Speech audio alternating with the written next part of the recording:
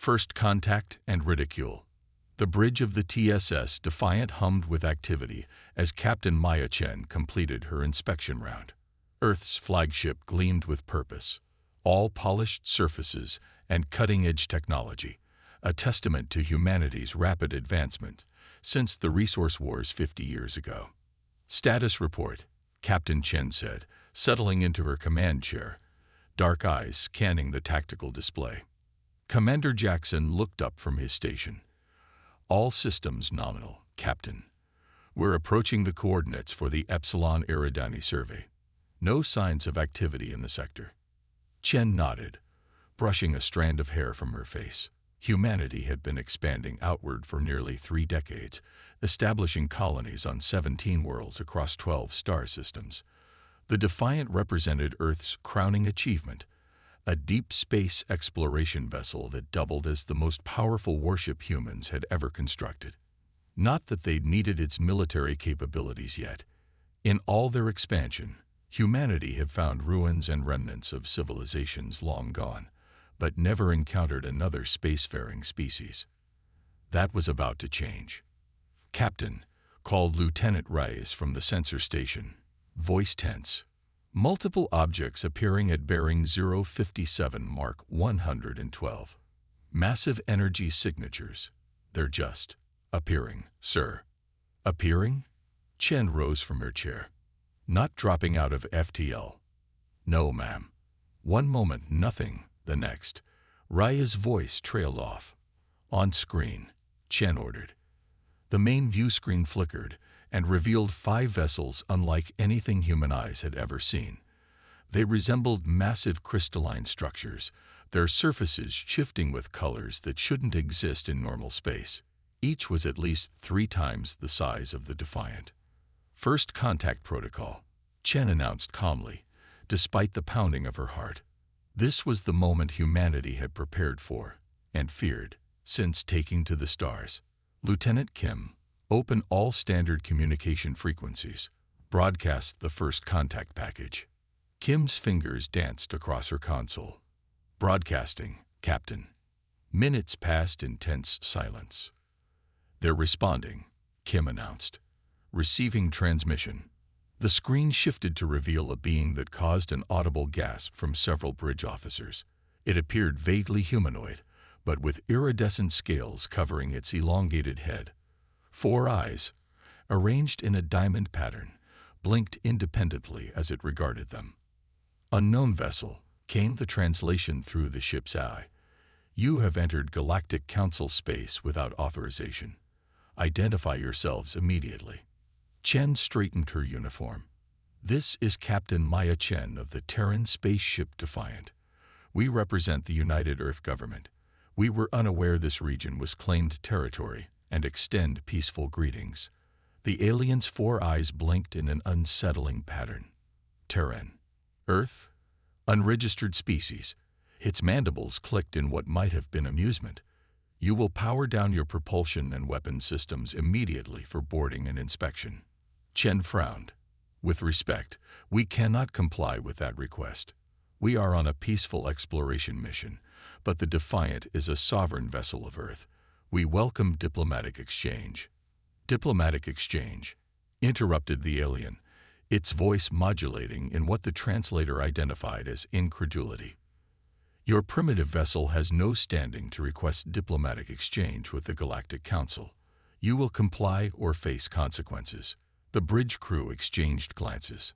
Perhaps there's been a misunderstanding. Chen replied evenly. We have no quarrel with your council, but we cannot submit to boarding without authorization from our government. The alien's scales shifted to a deeper hue, transmitting visual to council authority.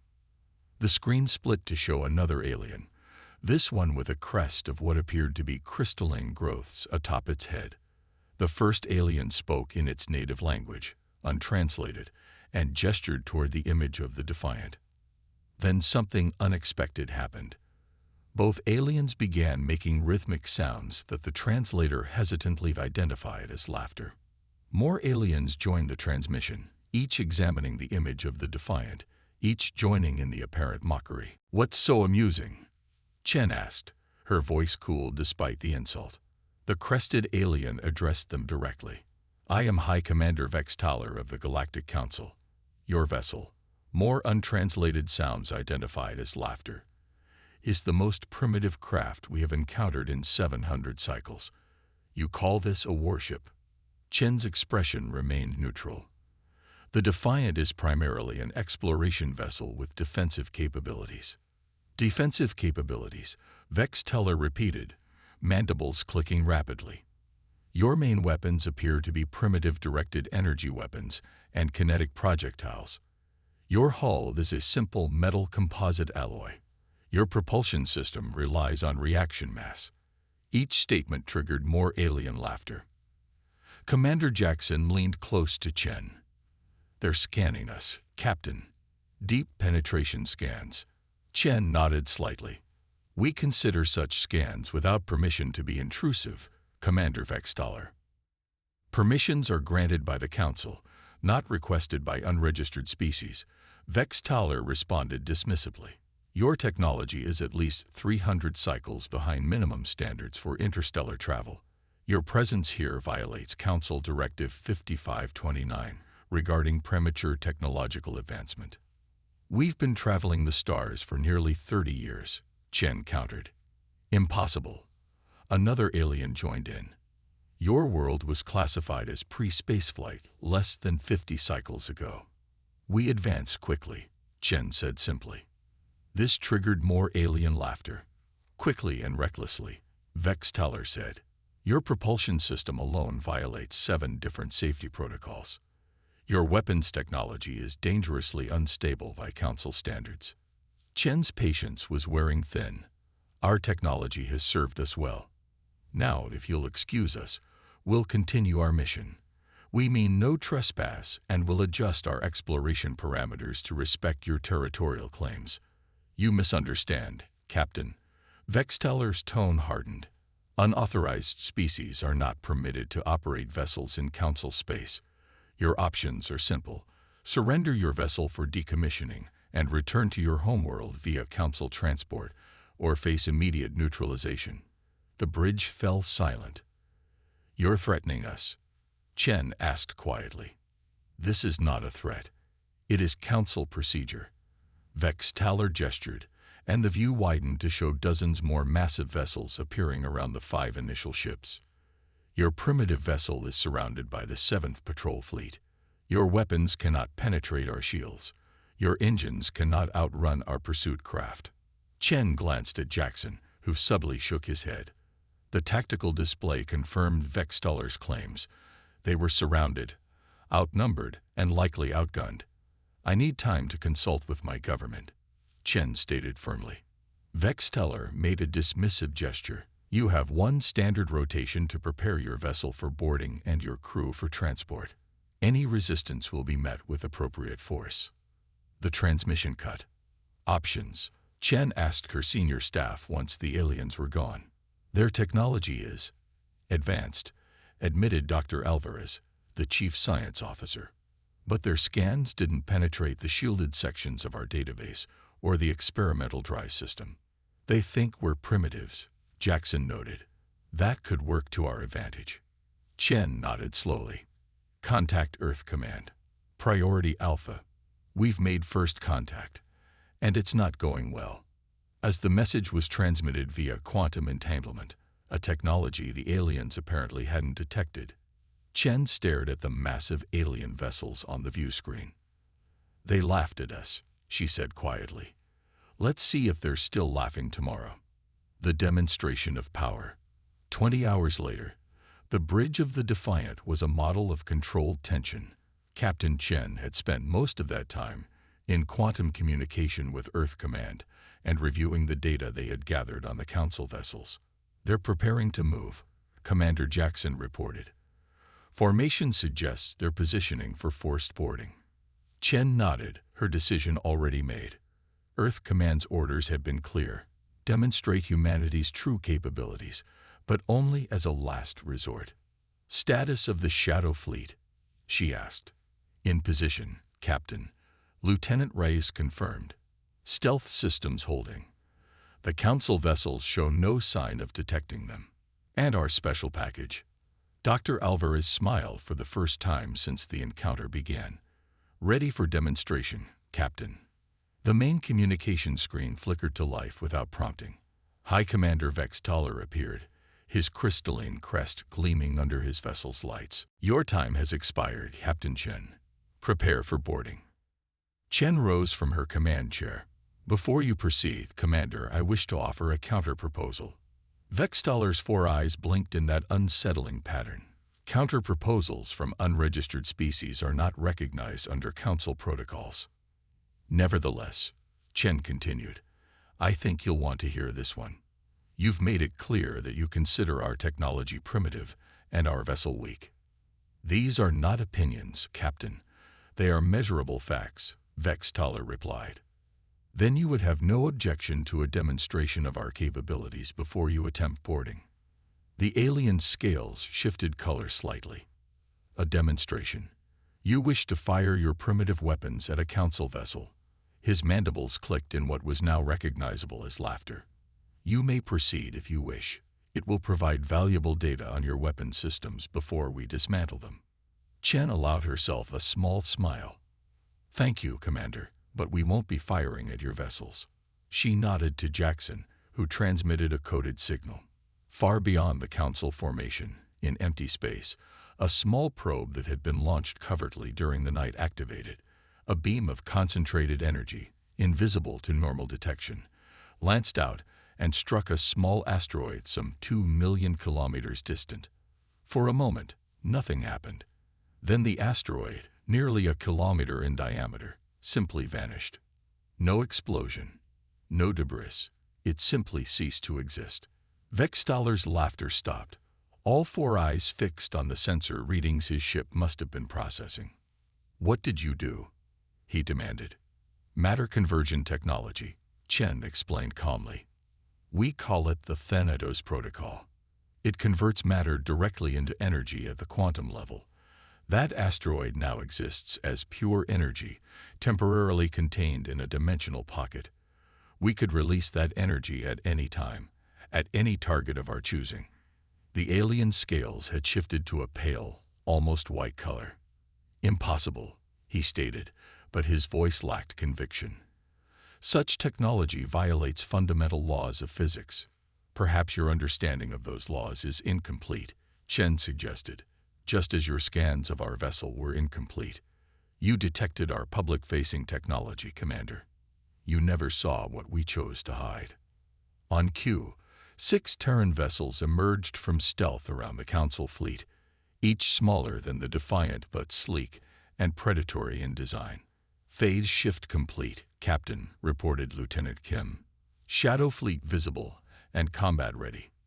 Vex Toller was visibly agitated now. These vessels, they were not there before. They were always there, Commander. Our phase shift technology renders vessels completely undetectable, not just invisible, but existing partially in another dimensional plane.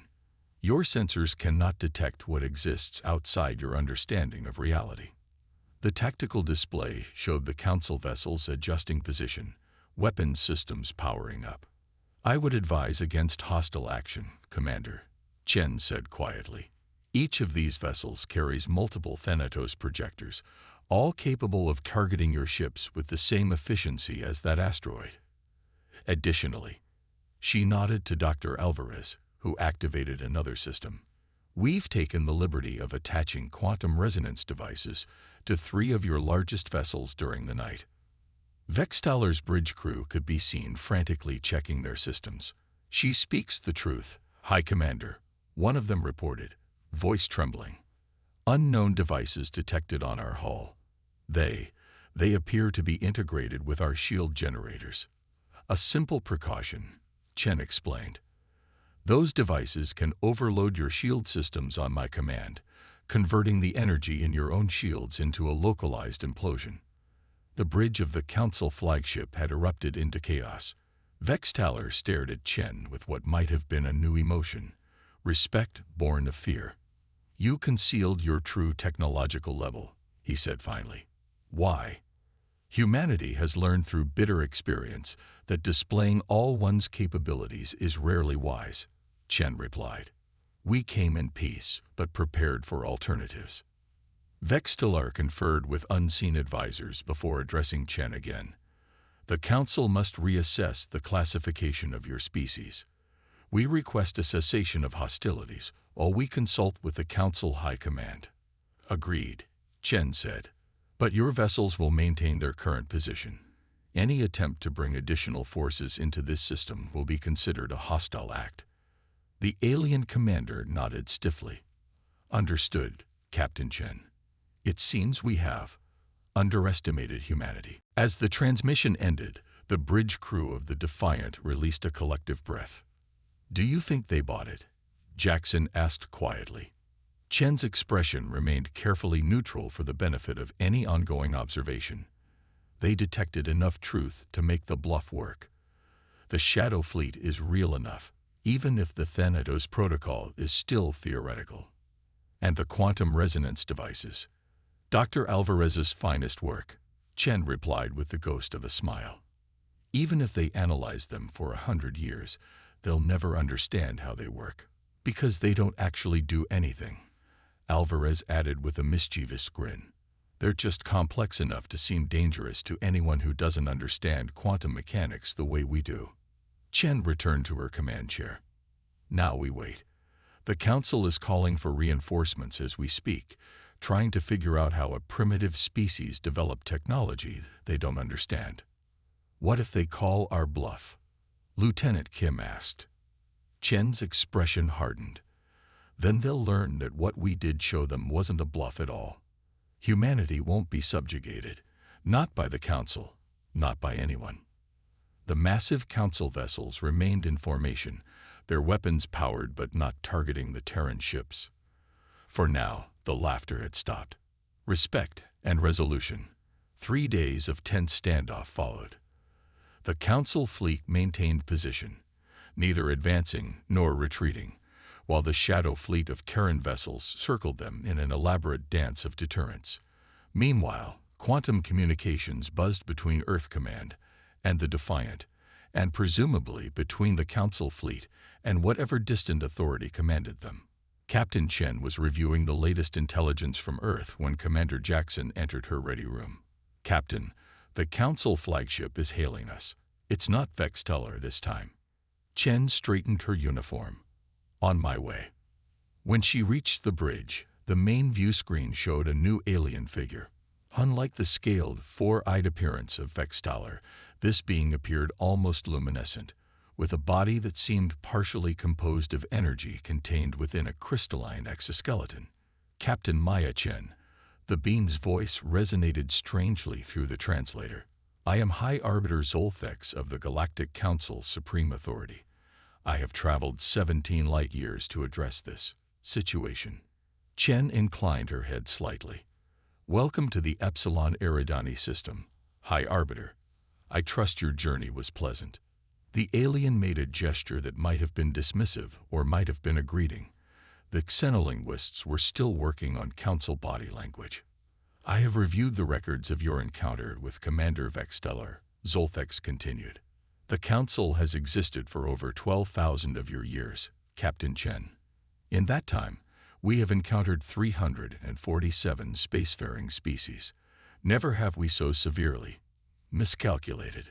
We're frequently underestimated, Chen replied diplomatically. Indeed. The High Arbiter's form shimmered slightly. I am authorized to offer terms for resolution of this conflict. Chen raised an eyebrow. We're listening. The Council acknowledges Terran jurisdiction over your current colonial systems. We propose a non-aggression pact and cultural exchange program to facilitate mutual understanding. That's an improvement over demands for our surrender, Chen noted. But I sense conditions attached. Zolthex's crystalline structure refracted light in complex patterns. Your technology, Captain, particularly your phase shift capability and matter conversion. The Council has concerns. I imagine you do, Chen replied. Just as we have concerns about encountering an interstellar authority that demands submission at first contact. Our protocols exist for good reason, Zolthex countered. Many emergent species have destroyed themselves, and others, by deploying technologies they didn't fully understand. The Council's guidance has prevented countless catastrophes, or stifled countless innovations, Chen suggested. A perspective we rarely encounter, Zolthex admitted. Most species accept Council authority as beneficial. Your resistance is unusual. Chen considered her next words carefully. Earth Command had given her parameters for negotiation, but the final approach was her decision. High Arbiter, humanity's history is marked by those who sought to dominate others, and by those who resisted domination. We've learned to be wary of those who demand compliance without consent. An understandable caution, Zolthex conceded. Perhaps we can find middle ground. The Council proposes a summit on neutral territory. Your leaders, our representatives. A true diplomatic exchange, as equals. Chen couldn't hide her surprise. As equals? That's quite a shift from Commander Vextaller's position. Vextaller has been reassigned. Zolthex's tone suggested this was not a promotion. His assessment of human capabilities proved catastrophically flawed. And what of our technology? Will the Council still demand we dismantle our ships? The Council requests technical exchanges under controlled conditions, safety protocols, not disarmament. In return, we offer access to Council databases and technology appropriate for your development level. Who determines what's appropriate? Chen asked pointedly. That would be a central topic at the proposed summit, Zolthex replied. The Council is adapting its position regarding humanity. Chen studied the alien carefully. Something had changed, beyond the simple demonstration of force they'd arrange. You've been observing us, haven't you? Beyond this encounter. Zolthex hesitated, crystalline structures shifting colors. We dispatched observer vessels to your colony worlds while this negotiation proceeded. Standard protocol. And what did you find? Another hesitation. Perplexing data. Your colonies show remarkable adaptation to diverse environments. Your social structures emphasize individual initiative while maintaining collective security. Your technological implementation is unorthodox. We're full of surprises, Chen said with a small smile. Indeed, which is why the Council has authorized me to offer provisional membership status, a privilege normally requiring centuries of evaluation. Now it was Chen's turn to be surprised.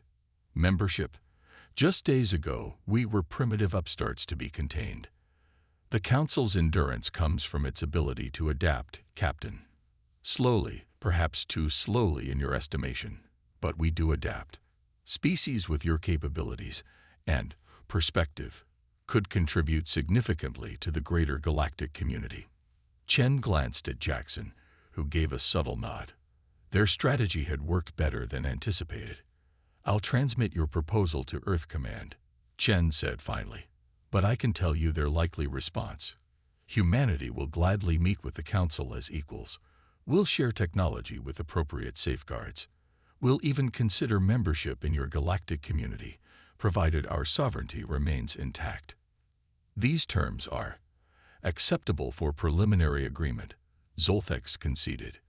There is one additional matter, however. Yes. The matter conversion technology you demonstrated. Our analysis suggests such technology should not be possible given the current understanding of quantum mechanics shared by all Council species. Chen smiled. As I told Commander Vextaller, perhaps your understanding is incomplete. Perhaps, Zolthex acknowledged. Or perhaps, Captain Chen, you executed what our analysts call a strategic deception. A bluff in human terminology. The bridge grew very quiet. Are you calling me a liar, High Arbiter? Chen asked softly. I am suggesting that humanity possesses formidable capabilities, both technological and psychological. The Council has determined that either possibility warrants respect. Chen maintained her poker face, a wise determination. We will withdraw our fleet to the boundary of this system as a gesture of good faith, Zolthex announced. Council representatives will arrive within 14 standard days for preliminary summit preparations. "We'll be ready," Chen assured him. As the transmission ended, the bridge crew erupted into cheers and congratulations. Earth's first contact had begun with ridicule and threats, and ended with respect and partnership. "They knew," Jackson said quietly to Chen. "They figured out the Thanatos Protocol was theoretical. But they couldn't be certain," Chen replied. "And they saw enough of our actual capabilities to make them cautious. Sometimes perception is more powerful than reality, Commander." "And the phase shift technology?" Chen smiled enigmatically. "Let's keep them guessing about that one." Later, alone in her ready room, Captain Maya Chen recorded her log entry. "First contact successfully established with the Galactic Council. Initial hostility has transitioned to tentative respect. Earth Command is preparing a diplomatic delegation. Our position in the galaxy has fundamentally changed overnight." She paused, considering her next words carefully. "They laughed at us when they saw our ships. They're not laughing anymore. And for all their advanced technology and thousands of years of galactic governance, the Council learned an important lesson today: never underestimate humanity. We may be newcomers to the stars, but we bring with us the accumulated wisdom of countless generations who faced challenges, overcame obstacles, and refused to submit to those who would control them. The galaxy is about to discover what it means to have humans as neighbors. I suspect we're going to keep surprising them." Captain Chen ended her log with a smile. The stars outside her viewport seemed somehow brighter now, full of new possibilities and challenges for humanity's continuing journey among them.